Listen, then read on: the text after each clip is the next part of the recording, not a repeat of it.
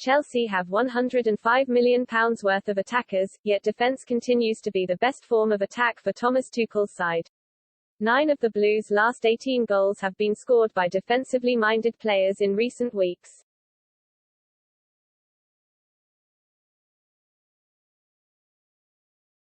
The reigning Champions League holders breezed past Malmo 4-0 at Stamford Bridge, yet it was the West Londoners who were turning blue in the freezing elements of Sweden on Tuesday night.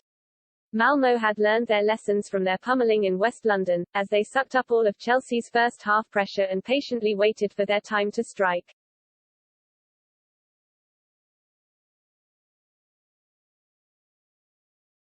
Kai Havertz and Hakim Ziyech, the forward pair purchased from Ajax and Bayern Leverkusen for a hefty £105 million last season, were deployed alongside Callum Hudson-Odoi, who has thrived since being shifted into a left-wing position.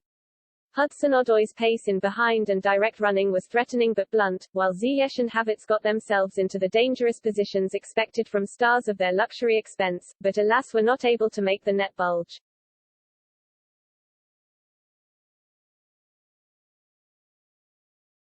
Havertz had the best chance of the Chelsea trio when he was played through on goal by a lovely slide rule pass by the resurgent Ruben Loftus-Cheek.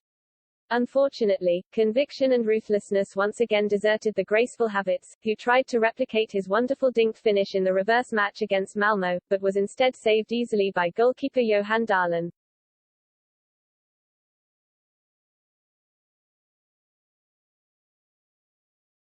Perhaps it was no surprise Chelsea did not get off the mark in the first 45 minutes.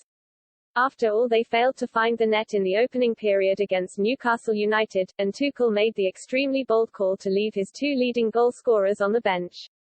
No, that was not £143 million striking duo Romelu Lukaku and Timo Werner, who were both still sidelined by injuries suffered in the first match against the Swedes.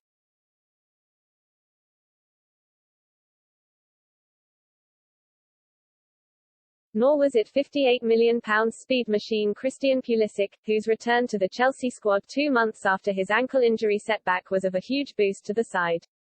Chelsea's current goal-scoring machines are Reece James and Ben Chilwell, whose 4 goals and 3 goals registered this season have made them the Blues' most prolific players.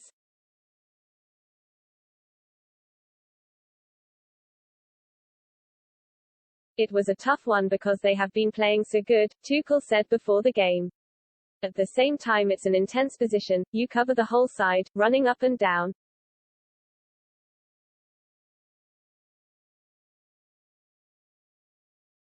We see how much they invested, a lot of sprints. They played a lot of matches. When we think about high intensity, I was a little bit worried.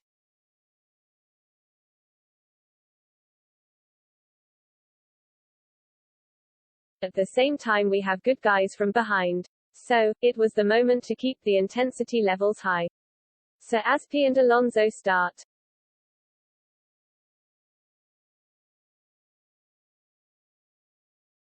Azpilicueta and Alonso deputised for the England pair respectively by offering Chelsea's biggest threat.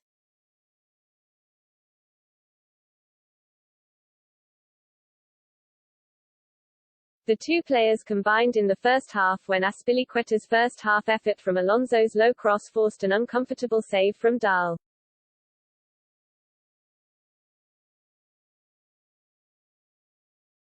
Yet neither player offered the same level of attacking thrust, bite or ruthlessness as James and Chilwell.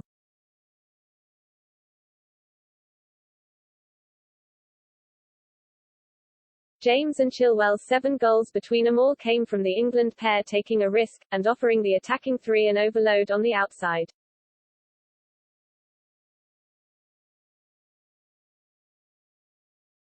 While Azpilicueta and Alonso, the latter of which displaced Chilwell in the first 6 Premier League matches of the season, simply did not offer the same level of threat.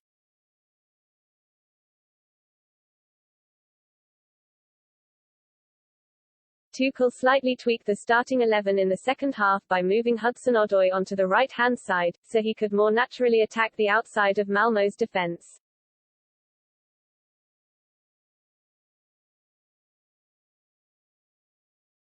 And it was from this change which saw Chelsea open the scoring against Malmo.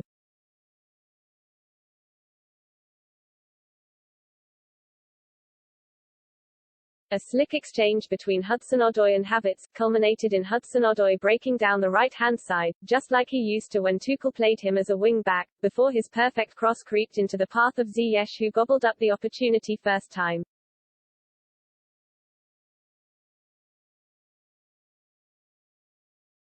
It may have been a winning goal created and scored by attackers, but it was underpinned by Chelsea's attacking defenders, who have proven time and time again, defense can be the best form of attack.